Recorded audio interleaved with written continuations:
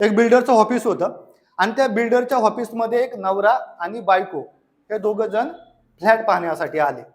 आता हे दोघं जण फ्लॅट पाहण्यासाठी आल्यानंतर दोघांनी जी फोर व्हीलर आहे ती खाली पार्क केली आणि ती पार्क केल्यानंतर ते जिना चढून ऑफिसमध्ये गेले. आता मॅडम ऑफिसमध्ये गेल्यानंतर जो बिल्डर आहे तो समोर बसला होता आणि हे नवरा बायको त्याच्या समोरच्या टेबलला बसले होते.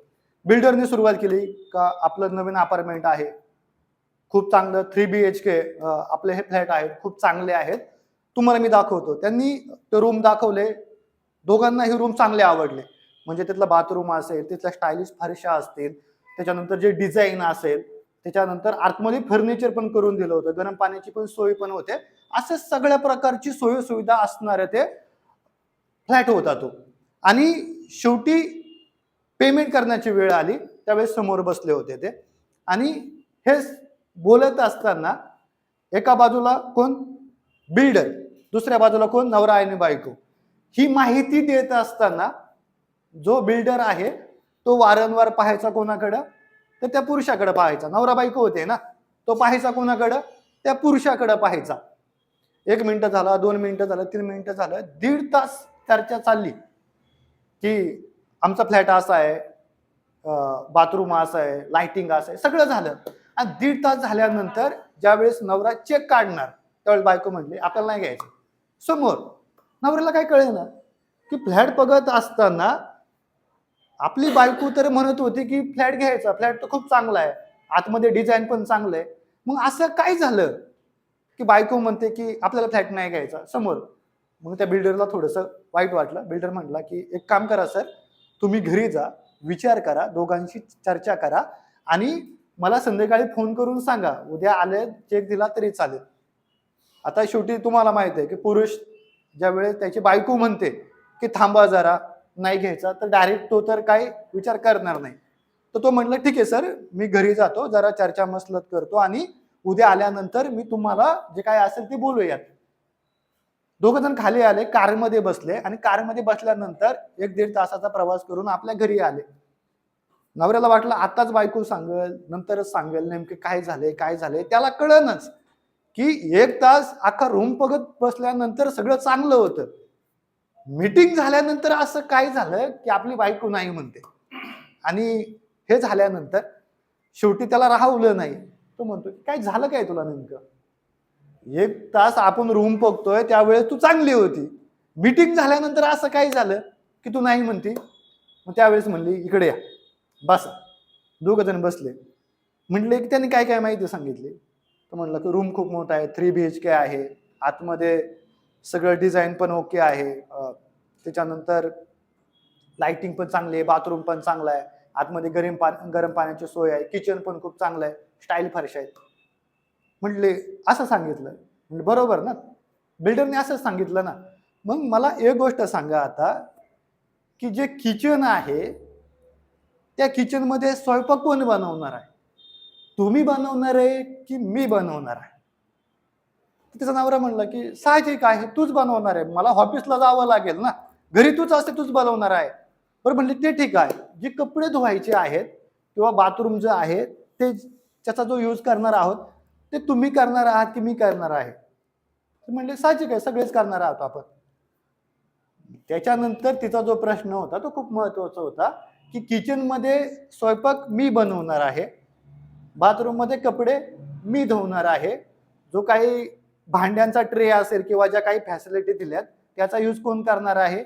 मी करणार आहे. ज्या फरशा असतील, ज्या स्टायलिश फरशा आहेत त्या ज्या पुसणार आहे ते कोण पुसणार आहे? मी पुसणार आहे. मग तो किचन किती चांगला आहे याची माहिती त्यांनी तुम्हाला दिली पाहिजे का मला दिली पाहिजे? मग बाबाच्या लक्षात आलं की बिल्डर माझ्याकडे बघून बोलत होता, मला सांगत होता आणि मॅडमकडे काही पाहिलंच नाही. मग मॅडमकडे न पाहिल्यामुळे मॅडमला वाटलं की जर ही गरज माझ्यासाठी आहे, हा किचन वाटा माझ्यासाठी आहे, ही फरशी माझ्यासाठी आहे, तर मग मला विचारलं पाहिजे ना, माझं मत घेतलं पाहिजे ना की मॅडम तुम्हाला कसा वाटला रूम, तुम्हाला कसा वाटला किचन वाटा, तुम्हाला कसा वाटला तो भांडे ठेवण्याचा ट्रे? मग नवऱ्याला लक्षात आलं की इगो दुखवला गेला. काय झालं? युगो दुखावला गेला म्हणजे आवडलं तर सगळं, पण विचारलं गेलं नाही. बरोबर झालं की चुकीचं झालं? विचारायला हवं होतं बिल्डरनी की नव्हतं? काय वाटतं पुरुष मंडळी? काय वाटतं सर तुम्हाला? सर तुम्हाला काय वाटतं? विचारायला हवं होतं सर, तुम्हाला काय वाटतं मॅडम? सर तुम्हाला काय वाटतं मॅडम? तुम्हाला काय वाटतं? विचारायला हवं होतं ना? बरोबर मॅडम, तुम्हाला काय वाटतं? विचारायलाच हवं होतं ना? बरं त्याने असं का का विचारलं नाही मॅडमला? तो वारंवार बोलत असताना तो पाहायचा पुरुषाकडेच, बिल्डरकडेच, त्या नवऱ्याकडेच. का तर त्याला वाटलं बाबा आपण चुकून जर इकडं पाहिलं, एकतर समाजाची मानसिकता, पुढं प्रोजेक्ट घ्यायचा आहे तो पण जायचा, नवऱ्याला वाईट वाटायचं. आणि तो प्रोजेक्ट बाबा म्हणलाय 3 BHK घेतो, सगळं बरोबर झालंय, 90% पर्यंत आलंय, आणि आपण जर माहिती देण्यासाठी तिकडं पाहिलं बिलं तर तो गैरसमज होऊ शकतो आणि 3 BHK हातातला जाऊ शकतो. बरोबर ना? पण त्याचा निर्णय बरोबर ठरला की चुकीचा ठरला? त्याचा निर्णय कोणाचा? बिल्डरचा निर्णय बरोबर होता तुम्ही म्हणताय, पण मग प्रोजेक्ट गेला ना मॅडम. 3 BHKचा आहे.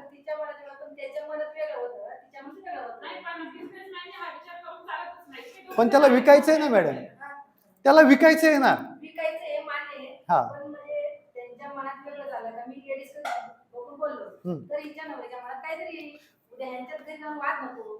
बरं बरं, आता हे पहा, आपण माझ्याकडे उदाहरण घेऊया. इथं मी उभा आहे, मी जर वारंवार फक्त इकडे पुरुष मंडळी आहेत, इथं जर सर म्हणलं मी जे शिकवलंय ते पटलं का सर तुम्हाला? पटलं का सर तुम्हाला? पटलं का सर तुम्हाला? आणि तुम्हाला जर मी इन्व्हॉल्वच करत नसेल, तुम्हाला बरं वाटेल? मग व्यवसाय मॅडम तसंच आलं ना. तो तुम्ही म्हणताय हा आपला ग्रामीण, तुम्ही जो म्हणता, मी जांभोरीचा आहे मॅडम, तुम्ही म्हणताय ते मी 100% मान्य करतो, पण आताचं युग हे 21वा युग आहे ना. आता आपण डेव्हलप झालोय. आज जिथं पुरुष काम करतात, जिथं हे साहेब PSI म्हणून काम करतात, बरोबर, त्यांच्या बरोबर महिला अधिकारी पण PSI पदावरती काम करतात, वरिष्ठ पण काम करतात. मग त्यांनी जर विचार केला की मी माणसाला कसं काय सांगायचं, कसं काय आदेश द्यायचा, जमणार आहे का? तर आपल्याला ते बदलावं लागेल, बरोबर ना? इथं झालं काय, इथं त्याची मानसिकता बरोबर होती, तुम्ही म्हणताय तसं मला पण कळतंय, पण आता ते युग नाहीये. आता आपल्याला थोडंसं डेव्हलप व्हावं लागेल. असं मी म्हणत नाही की वारंवारच असं 5 मिनिटं किंवा 10 मिनिटं बघा, पण एवढं तर विचारू शकतो ना मॅडम, तुम्हाला बरं वाटलं का किचन वडा चांगला होता की नाही, लगेच पुरुषाकडे येऊन नंतर थोडंसं एखादा सेकंद 2-3 सेकंद, बरोबर ना? हे कशामुळे झालं? हे बॉडी लँग्वेजमुळे झालं.